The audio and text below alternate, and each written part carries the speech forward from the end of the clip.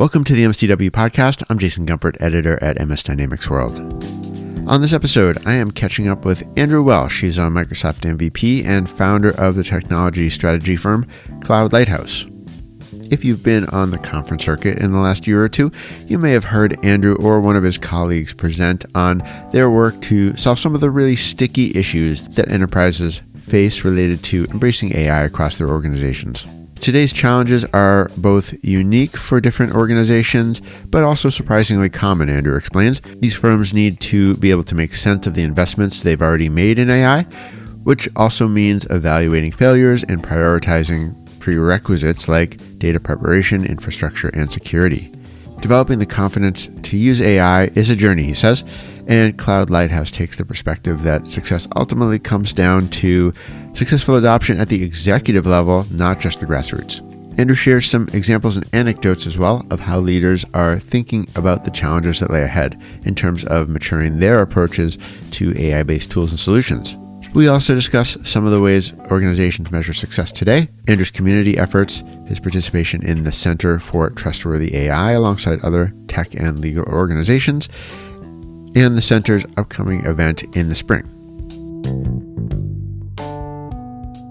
All right. Well, Andrew, welcome to the podcast. So great to have you. It's been a long time coming. I'm glad we could make it work. Can you maybe give our listeners just a bit of an introduction on who you are? Yeah. Well, Jason, first of all, thanks for having me. And you are right. I don't remember if we started cooking this back at Dynamics Minds in May, or gosh, I hope not. I hope it wasn't Power Platform Conference a year ago. But, we'll go with Dynamics Minds in May. So my name is, I'm Andrew Welch. I am the managing partner at a company called Cloud Lighthouse, and I also serve as the executive director at the Center for Trustworthy AI. I'm from the Boston area in the U.S. Primarily, but my family and we live in Valencia, Spain, which is a great and a beautiful city to live in. If you haven't been, I really recommend a visit. We're holding it down here. Yeah, I mean, Valencia is. I'm also from the Boston area, and I've been to Valencia. I don't live there, but yeah, I'd second that. I mean, what an incredible place to live. Where in Boston are you from? I grew up in Needham. Okay. I'm not I'm not actually from Boston. My hometown is Provincetown out on Cape Cod, but living in Europe, what I've learned over time is that no one has any idea where Cape Cod is. So I now just say Boston. But when I encounter someone who's actually from the area, then I always feel this need to clarify so that I don't come across as a liar. Yeah, I mean, I now live in Western Massachusetts, near Springfield, and I mean, that's not anything like Boston and very far from Boston, but like it's kind of the same thing, I think. Yeah, and I think you're right. So I think the last time we really talked and started maybe discussing having this kind of conversation was at Dynamics Minds back in the spring, and you gave a couple of great presentations there. I think they were really well received. About the work that you and your team are doing at Cloud Lighthouse and some of the experiences that you're having. Because I really feel like the impression I took, and we can talk more about this, is that the work you're doing with clients, the work your team is doing, the kind of technology you're focused on, actually the kind of organizational challenges you're focused on and technology security challenges are right at sort of the forefront of, I think, where Microsoft channel partners and Microsoft technologists are right now in terms of business solutions that bring AI into focus. Before I go too far down that, maybe we could just talk a little bit about what Cloud Lighthouse is in a little more detail. And I think is it your first sort of business that you've sort of started from scratch? Yeah. And I'll take out of the mix a little company that I started many years ago, like circa 2002 or something like that, because that's so long ago. So yeah, I think we could call Cloud Lighthouse the my first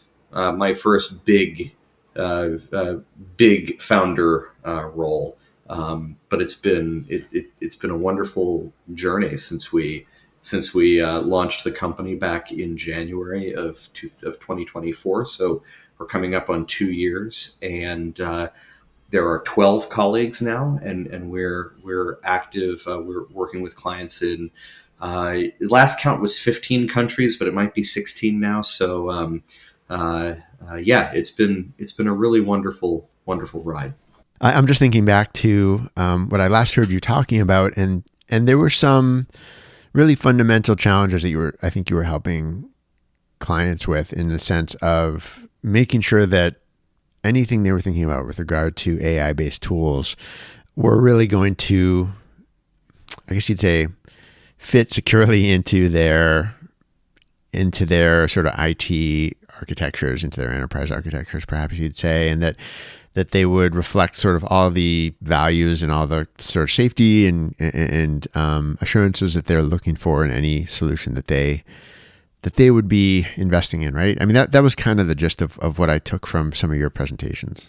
Yeah, I think that's fair. I mean, to really understand what it is that we have been trying to do, let me backtrack a little bit on the history. So I've worked at a handful of Microsoft partners in engineering roles, business roles, and up to, I was the global chief technology officer at a fairly large, not like Avanade, right, but at a fairly large Microsoft partner, implementation partner. And my style in that role, I was very hands-on. I liked going out and spending time with customers. Lots of work with C-level folks in some of those more strategic clients. And what I learned through all of my experience at Microsoft partners is that there was this inherent conflict of interest that came from trying to guide an organization, guide a client through their formulation, their crafting of technology strategy, building a roadmap, helping them take action on that roadmap, architecting the technical underpinnings of what was going to make technology work across their entire ecosystem. There was a real fundamental conflict of interest between that and then, I'm going to be measured on how big of an army of consultants can I sell you. And that's not to knock the I might knock the traditional consulting model a little bit, but that's not to knock the value of implementation services. Implementation services can be and are they're an extraordinarily essential ingredient for most organizations. But I really felt that we needed to separate these two activities, right? So that was where the concept of Cloud Lighthouse was really born. We are not an implementing partner. We are not a big development shop. We are, exactly as we say in the name, we are a lighthouse. Our job is to guide organizations to confidently navigate new technologies. And right now, AI is not only the new technology, but AI is increasingly woven through all of the other technologies that you are probably using. So to me, it's really, we could have called it AI Lighthouse, but the logo wouldn't look quite as nice. So that's us, and that's what we've set out to do, really, to enable these organizations to undertake their own technical and cultural transformation on their own. Yeah, where do these conversations start today? Where are you catching clients in their postures, I guess? So it's interesting. I think that what happened when I left my previous role and we launched Cloud Lighthouse was that I started getting calls from folks I've known at Microsoft for a long time, and the basic gist of the call was, "Oh my God! Now that I don't have to worry about you trying to sell an army of consultants to my customer while I'm trying to close the Azure deal or whatever, can you help me? Can I introduce you to my Microsoft customers as a truly neutral third party that isn't making any money on licensing, isn't making any money on consumption, isn't making any money on junior consultants. So I think that those sorts of relationships were first and foremost and still our greatest strength. We don't do any marketing. We don't do any sales outside of meeting people and helping them and putting real, I would say, real material into circulation. So I get made fun of by some of my colleagues sometimes that I wrote a white paper last year that was 92 pages. But I just have this philosophy that any of the content that we produce, anything that we put out there and we make freely available, should be useful and beneficial to folks on its own merit, not as a hook to get someone to buy something from us. And listen, probably we could be wealthier people.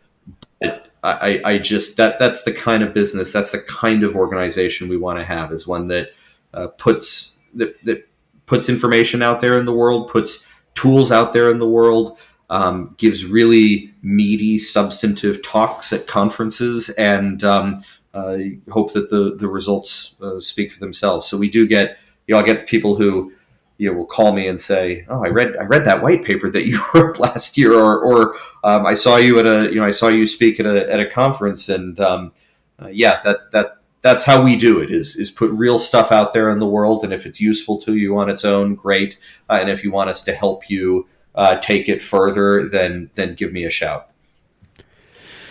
Yeah, I mean, what are companies looking for from you? Are they looking for validation of an existing approach? Are they saying, we're hearing this from Microsoft or other vendors of what we should be investing in, and we don't know how to make use of it? Is it just companies are organizations in different places in your view? Or are you getting any kind of common questions?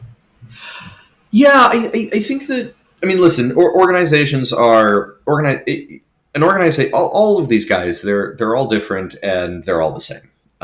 So we get some of the greatest hits recently. I think we get a lot of no idea where to start with AI. You have this phenomenon playing out across the world and in boardrooms where leadership, I think they're aware sort of instinctively that they need to do something with the AI, and they issue this command: do something.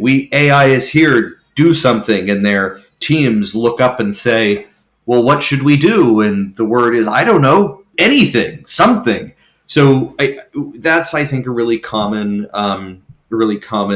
entry point is we have this instinct that we need to do something here, but we don't know where to get started. We don't have the expertise. And I'll come back to expertise in a minute. We don't have the expertise to really build and then take action on a strategy around that. And when you think about it, most CIOs, their professional experience has been oftentimes in keeping the email flowing, the phones ringing, the lights on, the data from leaking, all those. Really, it's been like you're running a utility company, like you're running an electricity company.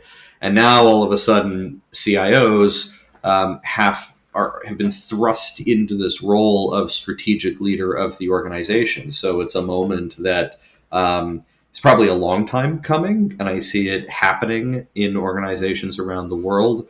And in that regard, I remember very early on when I was thinking of launching the company, Donna Sarkar at Microsoft said to me, she said, Andrew, really what you are is a CIO therapist. So I think we do actually we spend a lot of time, and that's another, I think, really common entry point, is actually sort of behind the scenes helping CIOs and other C-level folks, whether they're chief data officers or security officers or whatever, helping them to navigate this world and take action in a meaningful way.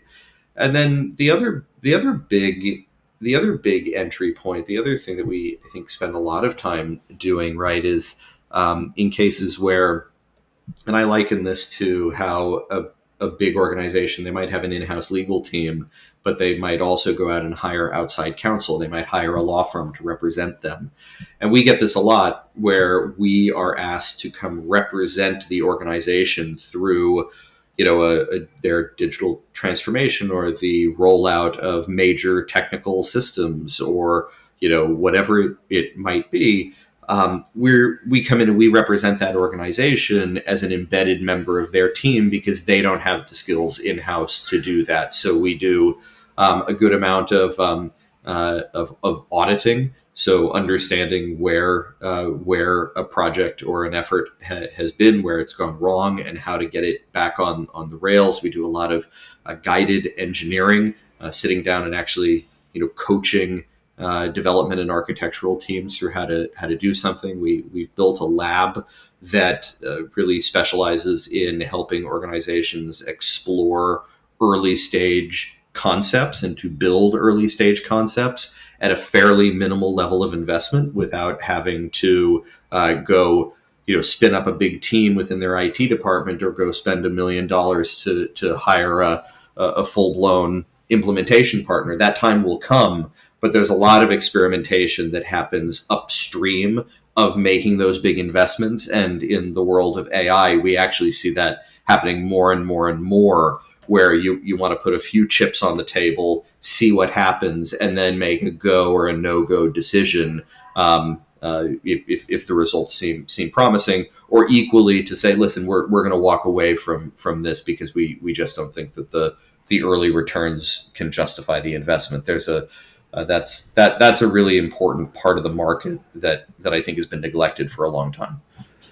Yeah, that makes sense. I mean, I think these organizations do want to figure out the right way to approach it. And I'm thinking back, as you were saying that, to maybe about a year ago, I heard a perspective that from, I think it was sort of a partner selling perspective. So not exactly where you're coming from, but someone made the case at a conference that if you're going to sort of convince an organization that there is an investment to be made using some of these AI tools that takes them beyond sort of where their comfort zone is, that it has to be done in a way, if it's going to succeed, it has to be done in a way where you're putting something tangible into their hands, an achievable project, not a conference room pilot, not a proof of concept, that those are much more likely to sort of lose momentum, fail, not win sort of the, not gain the momentum, I guess, that you would need to actually make that a part of the company's future, that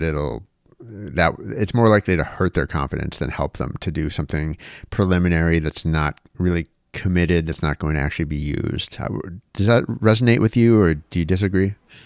Yeah, I do agree. It does resonate. I think that one of the things that we're seeing right now is an increasing body of research, and we've now been at this AI thing for about 3 years, and I'm talking about in the generative era of AI. But anyway, what we now see is we see this body of evidence that almost all organizations are in whole or in part failing at doing the AI. And I think that this there's a few reasons for this. One of them is what you mentioned, right? That we're stuck. You have organizations that are really just stuck in POC land, or they're stuck in what I like to call the use case death spiral. By the way, not for nothing, this is a similar problem that we saw with Power Platform. Going back, probably 6, 7, 8 years, where organizations just sort of get into this weird cycle of feeling like they need to almost over justify their investment in something, in going big with something. So they spend all of their energy to come up with 75 use cases, and they don't actually ever make progress on any of them, which I think the next leads you to the next issue, right? That this is not something that, in my opinion, I kind of reject the concept of grassroots AI, that AI is going to happen at the grassroots level and bubble up. AI this is a whole of the organization problem, right? Because it touches culture, it touches technology, it touches business value, it touches so many things that, without executive commitment, and I'm talking about both in terms of executive attention span, but also in funding, right? Without executive commitment over the long term, I think that AI takes longer for organizations to truly adopt. And I think then the third reason that I see failure with these earlier stage AI efforts is that people have this notion that AI is made of magic, right? I can't tell you how many times someone has asked me where the task has been or the objective has been. Build something magical with AI, but don't waste my time with data plumbing, right? Don't waste my time with some of the infrastructure, the security, the hard work around the data platform that, frankly, most companies have been kicking the can down the road on for 30 years. They've said, we'll let future us deal with the fact that our data footprint, our data estate is an absolute mess. So you end up in these efforts where AI is effectively trying to put a Band-Aid on a larger problem.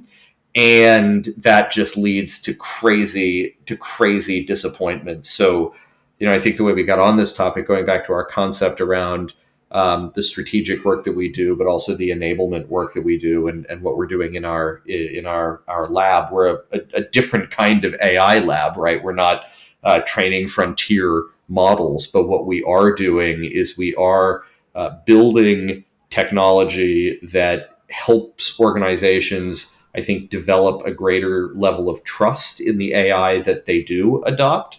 And part of trust is in helping organizations explore these technologies and explore the potential for these technologies without sending them a bill for $1 million. That doesn't work either. Yeah, I think you just touched on two of the challenges that I perceive out there. One is that fundamental issues like data, they're still, and I had taken a note on this. I wrote starts with data because I think I've heard you mention that before. That's some of the work that you end up doing, and it totally makes sense. But I think one thing that has, I think, thrown people off is listening to kind of, big company executives talking about sort of the pie in the sky sort of solutions that AI will bring to the world. And that, it's almost like a meta solution. It not only does something novel and provide some interesting new opportunities, but perhaps, the thinking, I think, people get led to think, oh, well, it'll also be able to figure out how to take care of those problems you haven't solved already, like data architecture issues, perhaps, that they have never quite addressed. But I think what I hear you saying is those fundamentals are still there. They're still valid. But then I think the other interesting, maybe unrelated challenge is that one thing I have heard a lot of in the last 6 months, let's say, is that people have gained momentum with like kind of the personal productivity stuff from AI, on their own desktop, either using their own tools or using company sanctioned tools. And I don't, maybe you have a view on this, but I don't know personally sort of what people gaining skills, gaining confidence with those kinds of sort of individual personal productivity tools means for them adopting an enterprise grade solution that's going to do something in a very different way. Yeah. Well, it's interesting. It's interesting, right? And I think we're moving past this, but there was an era here that lasted a couple of years, because I think it's only been recently that we have started to move past this, where you got there was lots of obsession about, to put it indelicately, right? A lot of the AI tools that people use, the general purpose AI tools that people use, just were crap. They just produced garbage, or they produced garbage regularly enough that effectively everything was garbage, because it was difficult to know if you could trust what was being produced. And what I think gets missed here on the personal productivity side is that it's really hard to build a general purpose embedded AI tool that is all things to all people, right?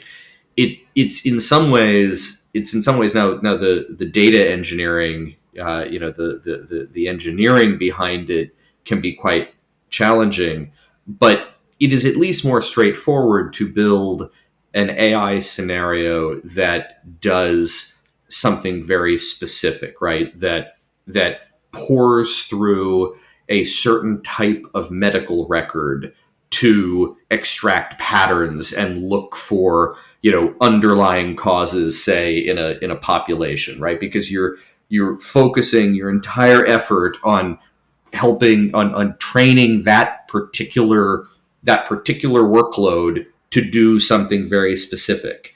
Whereas if you're trying to do something for personal productivity, you're basically saying, build an AI workload that does lots of things for lots of different types of people. And that's really hard. But I do think that we've kind of pushed through that. And I think that, listen, the researcher agent within Microsoft 365 Copilot, I think that was amazing, right? That came out. It could have been 3 months ago, could have been 6 months ago. It was at least 3 months ago because I was using it for something that I remember I did 3 months ago. But the idea of providing really detailed prompting and maybe going back and forth with Copilot a few times. But then Copilot was going to take it away and think about it for 10 minutes and come back with something equally detailed. That was not feasible this time a year ago. At least it wasn't feasible at any sort of scale. So I think that researcher was a pretty significant, though maybe unheralded milestone in how this is developed, at least within the Microsoft ecosystem. But yeah, the bottom line is that personal productivity stuff is getting much better, and I see more and more organizations now turning to, okay, what are the things that we can build where we're just training the eyes of this workload on a very specific problem. And that's a very different engineering and a very different cultural problem to solve than adopting Copilot, for example. So when you're working with clients, what is making them happy right now? What are they achieving or can you give any examples of the kind of things they're achieving that you think is really, really something you would consider a win, something that they will be able to take and run with? So I can name you some specific achievements, but honestly, I think to me the biggest win, kind of strategic win that I see these clients developing is confidence, right? Mm-hmm. I remember when we first started to put together the concept for the Center for Trustworthy AI, which we launched in April of this year of 2025, and we floated some early stage concepts for the center itself, and then concepts for the center's work, past folks at Microsoft, folks at Microsoft partners that folks at customers, whatever. And one of the most instructive pieces of feedback that we got actually came from a seller, which might surprise you. And of course, the seller was acting out of their own interest and said, well, what we don't want trustworthy AI to be seen by customers, by organizations, as an obstacle towards the adoption of AI, right? We don't want people to think that, we need to be a level 5 out of 5. We need to be green on everything, green on our ecosystem map, and green on data distribution, and green on extensible AI and transparency and AI ML ops before we can do anything. And of course, in this case, the reason that they said that was that they didn't want the idea of trustworthy AI to get in the way of a sale. But it was good. That caused me to reflect, right? Because it had never crossed my mind that you wouldn't wouldn't begin to adopt AI technologies because you weren't perfect across the board, right? Like, Mm-hmm. um, that's like telling a 22-year-old that they can't live indoors until they've properly furnished their entire apartment, right? And so I without any change really to the intent or the content, I really got on this idea of saying, listen, trustworthy AI is about building a digital ecosystem that's strategic, responsible, safe, reliable, scalable for the age of AI. But really, it's that trust. What is the purpose of trust? Well, trust enables organizations to quickly and confidently embrace AI. So all of that is a little bit of a backstory to say that, listen, the first thing that I see really making organizations happy when I work with them is that they are able to go forward into this really confusing, really choppy era of technology with a greater level of confidence that yes, they can do this, and yes, they have a plan to do this, and in the form of the Center for Trustworthy AI, they also have an ally who can help them to do this again without the conflict of interest that comes from turning around and trying to sell you consumption or sell you consultants on the side. There are some specific wins. There's lots of specific wins for specific organizations, but I think that confidence has been our major achievement this year. Yeah, and it's worth, maybe explaining a little more of what the Center for Trustworthy AI is. I know I think you've spearheaded it in your work, and Cloud Lighthouse is certainly one of the founding members of it, along with Microsoft, at least a couple of partner organizations. There's sort of an academic element to it too, maybe? Yeah, so the Center for Trustworthy AI, and I'll go back to the very topic we were just talking about. Really, what the center is trying to do is it's trying to enable organizations to quickly and confidently embrace AI, and to do so by creating and empowering those organizations with the technical tools, but also the patterns, the best practices, the experience, and the expertise to be able to do so. Excuse me. So yeah, the center was founded by a handful of organizations. Cloud Lighthouse, the firm that I founded, also Microsoft, Applied Information Sciences, AIS. They're a Microsoft partner based in the Washington D.C. area. A technology firm called Damco Solutions. Another one, SA Global, that you may be familiar with. The law firm Burgess Salmon, they're based in the UK. And we have other organizations that are increasingly interested in membership as well. And we've done a lot of work with part of our business's confidentiality, so I can't name specific names of organizations that the center serves and is connected to. But a lot of organizations that you have definitely heard of in the public sector and in humanitarian affairs, global humanitarian affairs as well, but also electricity, energy and utilities, law firms, healthcare, financial services. Essentially, the more regulated you are, probably the more interested you are going to be in navigating those, the choppy regulatory seas of AI, certainly. So, that's the center. We've based the center in Brasov, Romania, which is a beautiful city in the mountains, where we're going to be hosting a really, I think, kind of unique event in April. And the center is working with organizations around the world, but a big part of how we scale the work of the center is through our members, and that's why we're just really, we're lucky to have those members, and they're all building great technology, and they're able to scale this concept of trust in the customers that they in turn serve.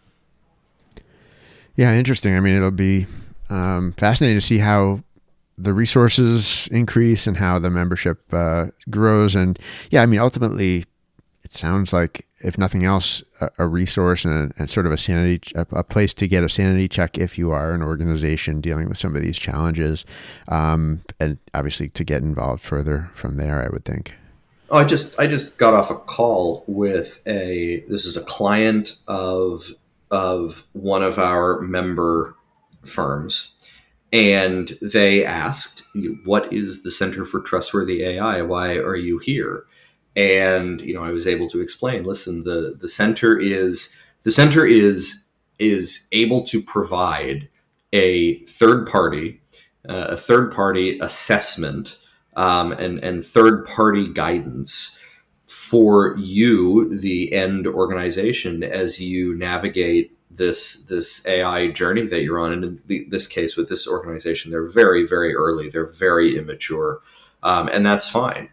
And I usually, when I have this conversation with folks, there's a sense of almost relief that there is an organization like the Center for Trustworthy AI that, like I've said a few times on this conversation, is not taking commissions, not taking money on consumption or licenses or consulting services. And that's really, we're obviously a good friend to organizations that do, but it's been a really important part of the model here, to be able to provide that as neutral as possible, a third party expert guidance to organizations, no matter where they are on the journey here.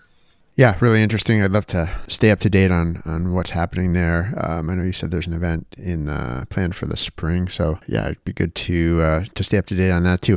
Andrew, I want to kind of keep us to our schedule here, and Sure. I do want to let you go.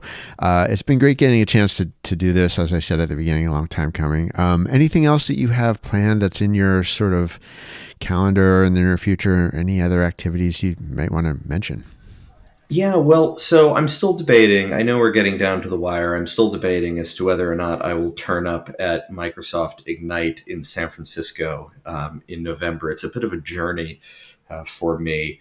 Yeah, The, for the sure. thing that I'm most excited about, and consider this an invitation to you and to anyone listening, is this event that we're planning for April. It's called the Brasov Forum, and it's hosted by the center, in our home in Brasov, Romania. It's a beautiful mountain city, and I really think that the Brasov Forum is special. Our goal is to bring together brilliant AI thinkers and leaders for this mountain city retreat, where they'll learn together, build relationships, and work together personally, solving AI challenges in engineering, legal adoption, ethics, etc. We've been really deliberate in saying, listen, the goal here is a retreat. That's why we're calling it a forum, not a conference. And so there's no expo floor. It's a fairly small number, I think 150, 200 people. Our fellows, or the folks who have fellowships to the forum, they're really there to guide and to facilitate discussion. We're going to have a number of collaborative working sessions, we call them, where actually everyone in the room is all there. Think like you might be in front of a whiteboard trying to solve a problem with your colleagues. Well, we're going to spend a half day at the forum, on various topics, and those working sessions will actually produce results at the end. They'll produce a paper, or they will produce an architecture, or they will produce source code, or whatever it is that those working sessions will produce. And we're doing other sort of similar things, but the whole goal here really is to create the conditions where really, really smart people can spend 3 days of quality time with each other, working on things together, not just getting talked at, in this really beautiful place in the mountains. So, yeah, that's going to be the 7th to the 9th of April. And everyone can learn more about it at Brasov. I'll spell this Brasov Forum, FORUM, BrasovForum.com. and we'd love to have folks there. I will certainly be there. And then hopefully just a month later, I'll be at Dynamics Minds again. So I'll see you and some others there as well. Yeah, for sure. I hope to be there. I plan to be there again, hopefully presenting again myself as well. So yeah, it'd be great to see you there. And yeah, we'll put links to all of these different resources into the show notes too.